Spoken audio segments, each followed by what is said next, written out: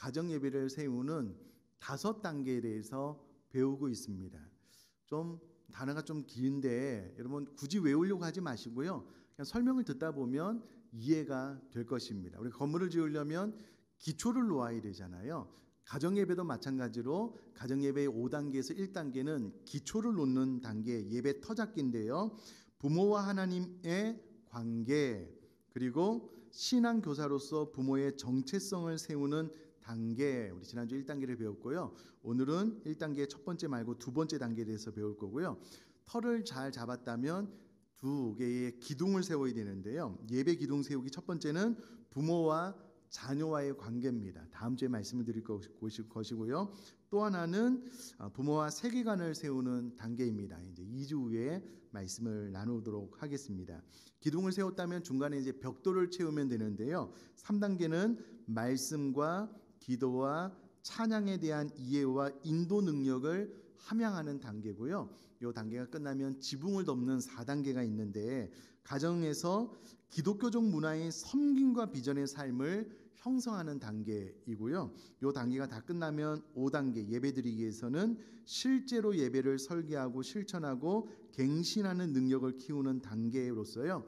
5단계까지 다 배우고 나면 내가 예배를 설계하고 기획하고 실천하고 또 이거는 좀 부족한데 보다 더 나은 갱신할 수 있는 예배 인도자가 될 수 있도록 안내가 잘 될 것입니다.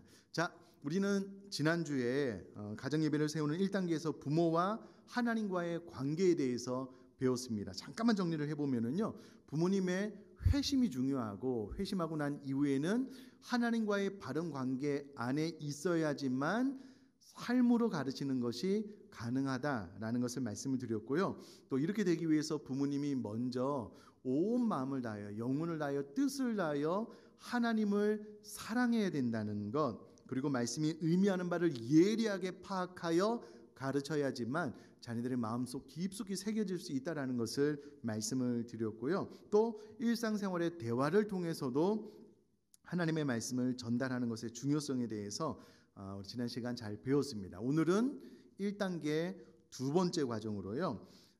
신앙교사로서의 부모의 정체성을 세우는 단계에 대해서 배우도록 하겠습니다. 오늘 말씀은 전혀 어렵지 않고요. 이미 우리가 다 잘 아는 내용입니다.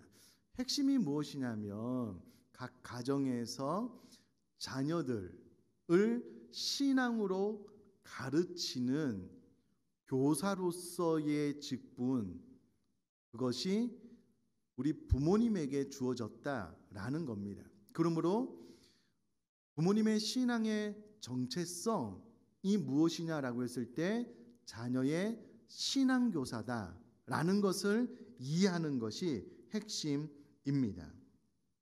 자녀의 신앙 교육은요, 하나님께서 부모에게 맡기셨다라는 겁니다. 우리는 그렇게 오해를 하는 경우가 있지요.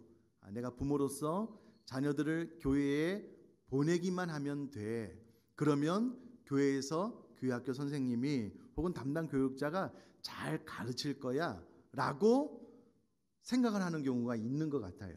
그러나 성경은 그렇지 않다는 겁니다. 각 가정에서 자녀에게 1차적인 교사로서의 책임이 누구에게 있냐면 부모님에게 있다는 거예요.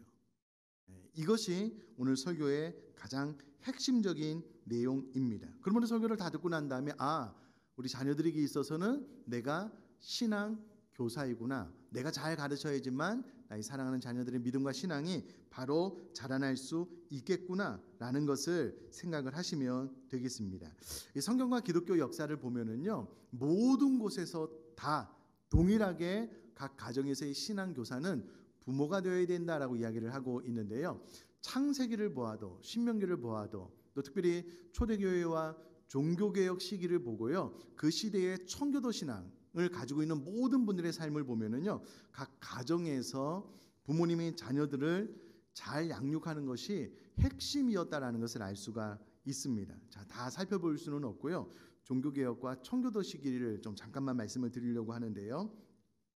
16세기, 17세기 종교개혁의 시기를 먼저 좀 생각을 해보면, 사랑하는 성도님들,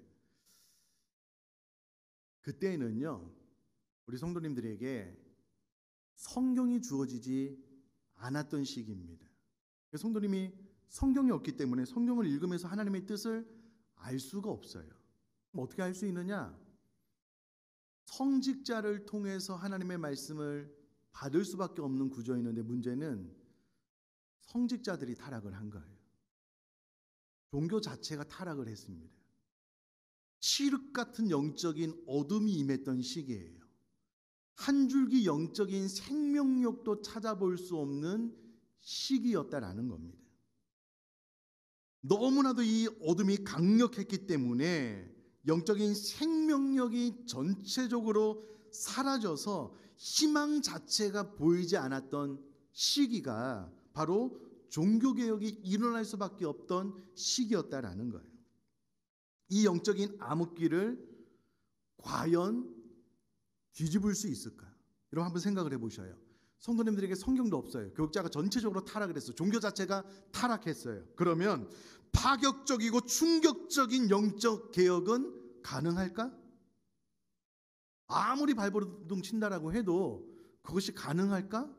질문을 던져보면은요, 이게 쉽지가 않은 거죠.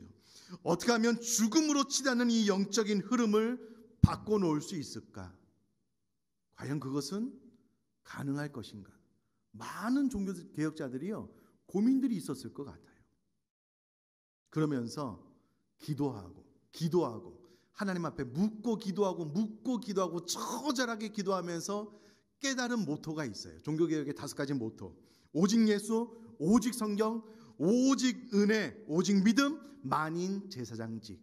우리가 이것을 많이 들어서 알고 있을 겁니다. 그런데 저도 마찬가지고요. 이 강단을 통해서 그때 당시에 종교개혁자들이 그렇게 부르짖어 외쳤던 또 한 가지의 메시지가 있는데 사실 이것은 우리가 그동안 잘 듣지 못했거든요. 그것이 무엇이냐면 가정에서의 신앙교육의 중요성입니다. 칠흑 같은 어둠이 임한 이 영적인 판도를 바꿀 수 있는 유일한 방법은 5가지 모토 외에 가정에서의 신앙 고백이다, 신앙 교육이다라고 그때 당시에 종교개혁자들이 많이 가르쳤습니다. 자, 우리가 잘 알고 있는 마틴 루터는요, 다음 세대에게 가정은 이와 같은 것이다라고 말을 했는데요, 최초의 신앙 학교가 되고 어디가요? 가정이. 부모는 최초의 스승이 되기에 부모는 자녀의 신앙 형성과 성장에 관하여 하나님으로부터 양육의 책임을 위탁받은 대리자다라고 이야기를 했습니다. 여러분, 종교개혁자들이요, 이 5가지 모토만 외친 것이 아니에요. 이것만큼이나 중요한 것이 있는데 그것이 무엇이냐면 가정에서의 부모님을 통한 신앙 교육이라는 거예요. 그래서 최초의 신앙 학교가 가정이라는 거예요. 부모는 최초의 스승이 된다라는 거예요. 그래서 자녀의 신앙 형성과 성장에 관하여 하나님으로부터 양육 책임을 위탁받은 대리자가 누구냐면 부모라는 거예요. 그럼 이것을 종교개혁자들이요, 피를 토하면서 가르쳤다는 거예요. 또 잘 아는 존 칼뱅 역시 가정과 교회의 영적인 연계성을 언급하면서요, 가정을 하나님 말씀의 언약으로 묶여진 언약 공동체로 정의하면서 이렇게 이야기를 했습니다. 가정에서 부모가 행하는 신앙 교육을 교회 교육의 일부이자 공적 책임이다라고 이야기를 했습니다.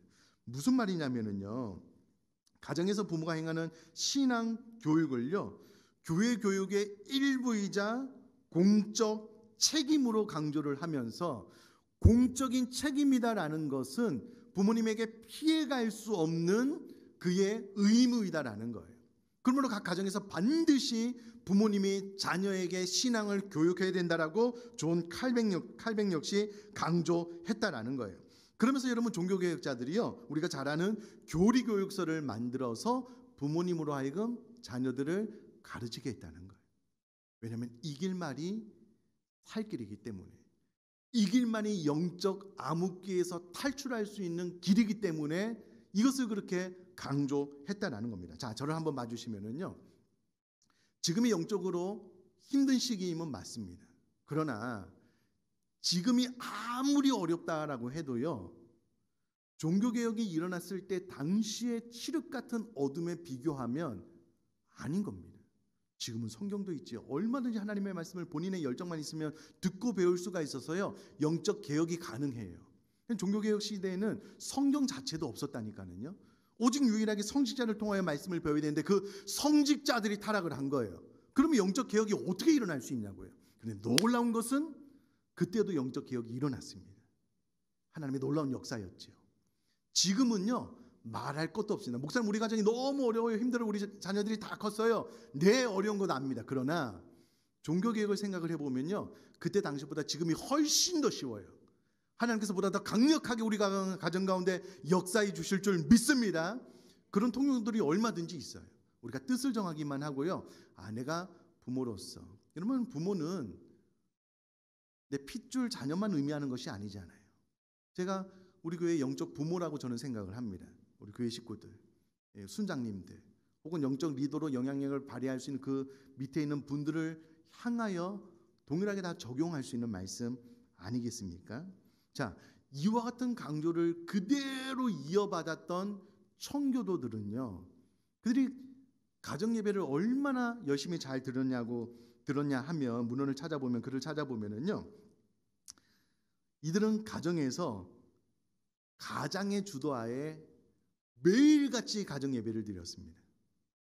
우리 교회는 일주일에 한 번 이제 이렇게 하고 있는데요. 물론 매일 드리는 분들도 있어요. 그래 일주일에 한 번만 해도 돼요. 지금은.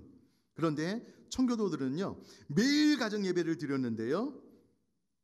적어도 하루에 2번 예배를 드렸대요. 적어도.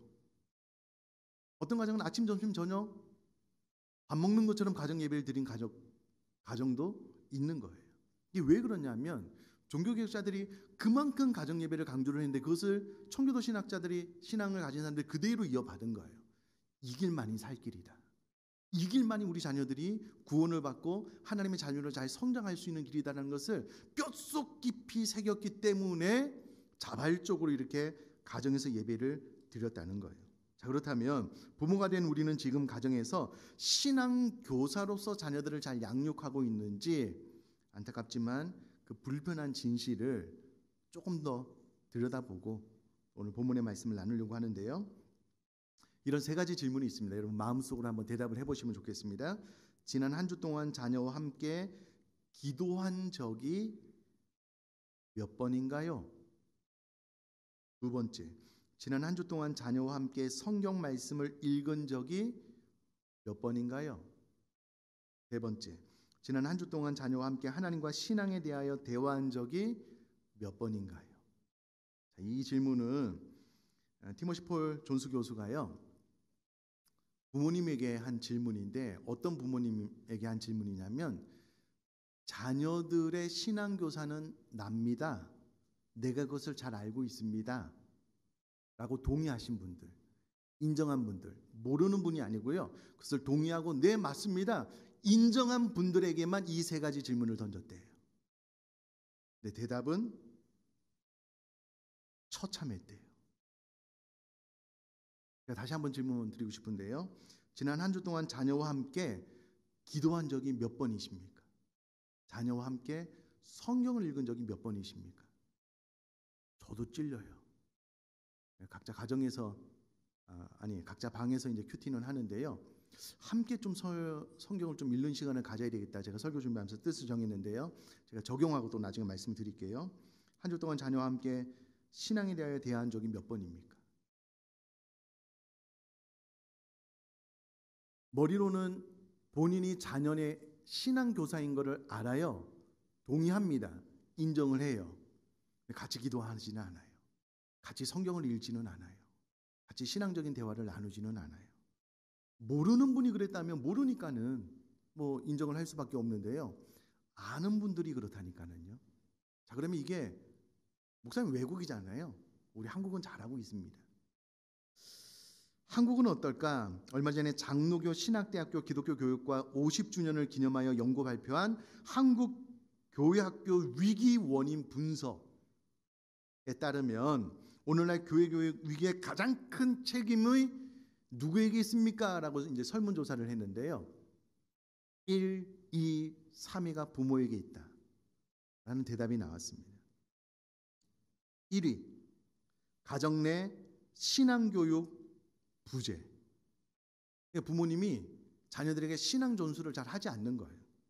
이게 첫 번째 위기. 이유다. 다음 세대가 점점 죽어져서 위기를 맞게 된 원인 1위, 가정 내 신앙교육 부재. 2위, 부모의 세속적 자녀 교육. 부모님이 자녀들을 가르치긴 가르치는데 신앙적으로 가르치지 않아요. 너 고3이니까 시험이 있으니까 한두 주 빠져도 돼. 대학 가서 신앙 열심히 하면 돼. 야, 우선에 좋은 직장 얻어야지. 자녀들을 신앙으로 가르치지 않고 세속적으로 가르치는 거예요. 이것이 자녀들의 신앙을 실패하게 만든 두 번째 이유라는 거예요. 세 번째, 3위, 부모의 신앙 저하. 부모님이 신앙이 바닥을 치는 거예요. 자녀들에게 신앙 교육을 할 수가 없는 거예요. 자기도 뭐 숨을 못 쉬는데요. 자기도 막 숨이 깔딱깔딱 넘어가니까는 이 자녀들에게 신앙 교육을 시켜야 되겠다는 생각조차 못 하는 거예요. 이와 같은 이유가 한국 교회의 믿음의 가정을 이루고 자녀들에게 신앙을 잘 물려주지 못함으로 인하여 다음 세대가 죽어가게 되는 10가지 이유 가운데 상위 3가지 이유라는 겁니다. 이와 같은 시기에 가정 예배의 회복은 너무나도 중요하고요. 부모님이 신앙 교사로서 자녀들을 잘 가르치는 것은 너무나도 중요합니다. 말씀을 준비하면서 참 감사한 것이 무엇이냐면요. 문제의 원인을 발견했다면 그 문제의 원인을 해결하면 나아져요. 개선되는 겁니다. 앞서 말씀드렸다시피 종교개혁 시대에는요. 지금보다 더 영적인 암흑기에 있었는데요. 5가지 모토 외에 가정교육에 대해서 그렇게 부르짖고 그것을 도전하며 실천했더니 영적인 판도가 바뀐 거예요. 뒤집어진 거예요. 여러분 우리 가정도 그렇게 될 줄 믿습니다. 여러분 아멘이시지요? 얼마든지 가능해요. 아내가 신앙의 교사로서 자녀들을 정말 기도하면서 눈물로 잘 가르친다면 얼마든지 그 판도가 뒤집히는 것은 가능하다라는 겁니다. 사랑하는 성도님들 그렇게 생각하지 마십시오. 코로나19 때문에 위기가 왔다. 아니요. 이미 가정의 붕괴, 다음 세대의 신앙의 붕괴는요. 10년, 20년, 30년 전부터 시작되어서 지금까지 흘러내려오고 있었습니다. 그러다가 코로나19가 딱 터지고 현장 예배를 드리지 못하니까는 그 믿음의 실체가 드러난 것뿐이에요. 드러난 것뿐이에요. 이 가을에 낙엽 떨어지듯이요. 온전한 믿음을 가진 친구들이 없는 거예요. 자녀들이 없는 거예요. 막 우수수수 떨어지는 거예요. 온라인 예배 참석도 안 해요. 참석해도 성의 없이 그냥. 참 안타깝습니다. 그러나 여전히 소망은 있다라는 거예요. 우리 부모님이 자녀들의 신앙 교사로서의 정체성을 인지를 하고 또 아는 것과 행하는 것에 차이가 있다라는 것도 들었으니까 인지를 하고 아는 것이 중요한 것이 아니다. 이제 반드시 실천에 옮겨야 되겠다라고 결심을 하고 도전을 하면 반드시 변화는 일어나게 될 줄 믿습니다. 자, 계속해서 오늘 말씀을 보면은요. 디모데후서 3장 15절을 제가 한 번 더 읽어볼게요. 또 어려서부터 성경을 알았나니 성경은 능히 너로 하여금 그리스도 예수 안에 있는 믿음으로 말미암아 구원에 이르는 지혜가 있게 하느니라. 아멘. 여기서 말하는 어린아이를요. 원어로 찾아보니까 어린아이라는 의미도 있지만은요. 태중에 있는 아이, 젖먹이, 유아를 포함해서 일컫는 단어이더라고요. 그러므로 또 어려서 성경을 알았나니 여기서 말하는 주체는 디모데인데요. 디모데는 어머니의 태중에서부터 성경을 들었다는 거예요. 성경을 배웠다는 거예요. 또 원어로 보면 이게 진행형이 쓰여졌기 때문에 한순간 특정한 어떤 시기에 열심히 배우고 끝이 아니라 이것이 태중에 있을 때부터 지속적으로 계속 꾸준히 성경을 배웠다라고 이야기를 하는 겁니다. 문맥상 구약 성경을 의미하는 것이 맞지만 오늘날은 꼭 구약 성경에 제한될 필요는 없고요. 구약과 신약 전체를 통틀어서 디모데가 어렸을 때부터 성경을 잘 배웠다라고 기록을 합니다. 누가 가르쳤느냐? 디모데후서 1장 5절 말씀을 제가 한번 읽어볼게요. 바울이 한 말인데요. 이는 내 속에 거짓이 없는 믿음이 있음을 생각함이라. 이 믿음은 먼저 내 외조모 로이스와 내 어머니 유니게 속에 있더니 내 속에도 있는 줄을 확신하노라. 아멘. 디모데가 누구에게서 이 성경을 배웠냐면요, 외조모 로이스, 어머니 유니게를 통해서 어렸을 때부터 성경을 꾸준히 지속적으로 배웠다라고 기록을 하고 있습니다. 자, 그럼 저를 한번 봐주시면은요, 이 디모데 전후서는 목회서신이라고 합니다. 사도 바울이 믿음의 아들 디모데에게 목회를 할 때에 이와 같은 관점으로 목회를 했으면 좋겠어라는 것을 알려주기 위해서 쓴 성경이거든요. 근데 이 디모데 전후서에 디모데 본인이 네가 태중에 있을 때부터 너희 외조모, 너희 엄마로부터, 어머니로부터 성경 말씀을 잘 배운 것을 기억을 해. 이게 무슨 말일까요? 네가 목회할 때에 이것을 강조해. 성도님들에게 네가 배운 것처럼 어렸을 때부터 부모님이 자녀들을 잘 가르칠 수 있도록 해. 이게 목회야. 목회의 핵심이야. 사도 바울이 디모데에게 이것을 가르치는 것이거든요. 자, 그렇다면 저희 여러분들도 이게 신앙생활의 원리구나. 특별히 말씀을 보면은요, 외조모, 할아버지, 할머니, 손주들에게 성경 열심히 가르치시면 되고요. 어머니만 나오네, 아빠는 아니네, 그렇지 않지요. 엄마, 아빠, 부모를 포함해서 다 자녀에게 어릴 때부터 성경을 잘 가르쳐야 된다라는 것을 오늘 본문이 이야기를 해주고 있습니다. 우리 자녀들만이냐? 앞서 말씀드렸다시피 영적인 부모님들이 있잖아요. 순장, 저를 포함해서 목회자들, 또 우리 교회 영적 리더들, 또 내가 영적으로 리더십을 발휘할 수밖에 없는 어떤 구조에 있다면 다 영적인 자녀들이잖아요. 그들에게 하나님 말씀을 잘 전수해야 된다라는 그런 교훈입니다. 자, 어릴 때부터 하나님의 말씀을 잘 가르치면 어떤 유익이 있느냐? 우리가 읽은 본문 말씀 보니까는요, 마지막 부분에 어렸을 때부터 성경을 잘 가르치면 그리스도 예수 안에는 믿음으로 말미암아 구원에 이르는 지혜가 있게 한다라는 겁니다. 우리가 하나님 말씀을 잘 가르치면은요, 우리 자녀들이 결국은 구원에 이르는 지혜를 얻게 됩니다. 뒤집어서 이야기를 하면 어릴 때부터 말씀을 잘 가르치지 않으면 자녀들이 절대로 구원에 이르는 지혜를 얻을 수 없어요. 끝이 어디 있는지 우리 모두가 잘 알고 있잖아요. 그래서 어릴 때부터 하나님 말씀을 잘 가르쳐야 되겠구나. 왜? 우리 사랑하는 자녀들이 구원에 이르는 지혜를 얻게 되기 때문에 라는 거고요. 자, 시편 19편 7절 말씀을 제가 한번 읽어볼게요. 여호와의 율법은 완전하여 영혼을 소성시키며 여호와의 증거는 확실하여 우둔한 자를 지혜롭게 하며. 사랑하는 성도님들, 죽어있는 영혼을 살리는 방법이 있는데 그것이 무엇이냐면 율법, 하나님의 말씀을 잘 가르치는 것이라는 거예요.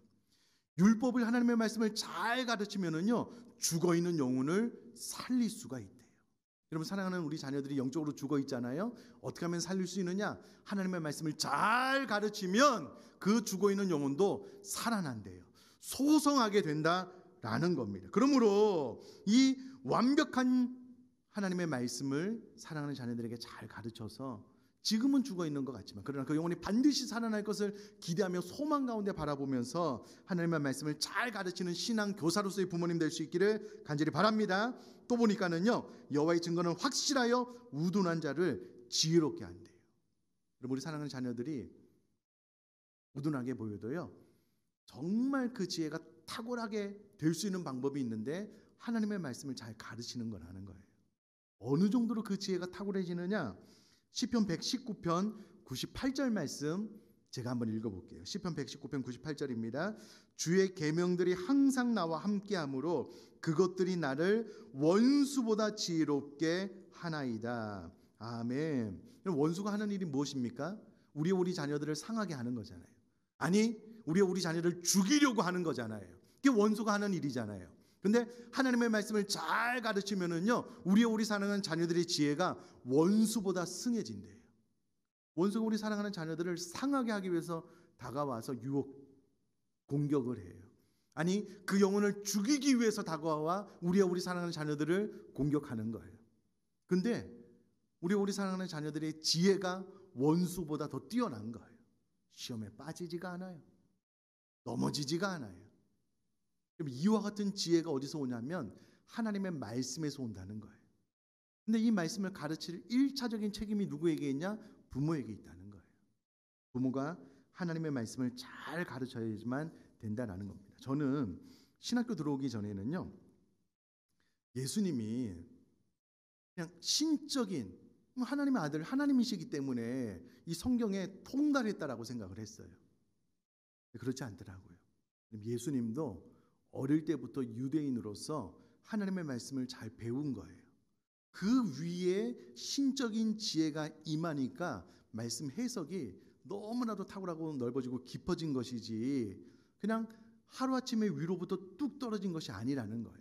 이게 무슨 말이냐면요, 물론 우리 부모님, 우리 사랑하는 자녀들 위해서 기도하는 거 중요합니다. 기도 많이 해야 돼요. 근데 기도를 많이 해서 이 지혜가 하늘로부터 뚝 떨어질 수는 없다라는 거예요. 무엇이 선행되어져야만 되냐면 부모님이 먼저 하나님의 말씀을 자녀들에게 잘 가르쳐야 된다는 거예요. 그리고 열심히 기도하면 그 말씀 위에 신적인 지혜가 임하여서 원수보다 더 탁월하게 되는 것이지, 말씀은 전혀 가르치지 않아요. 그냥 열심히 그냥 금식하며 기도만 한다고 해서 되는 것은 아니라는 거예요.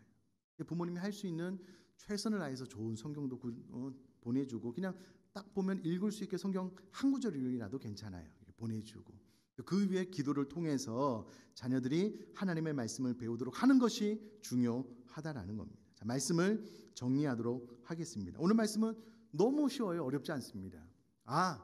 우리 자녀의 1차적인 신앙의 교사는 부모구나. 나는 우리 자녀에게 신앙 교사로서의 정체성을 가지고 있는 사람이구나.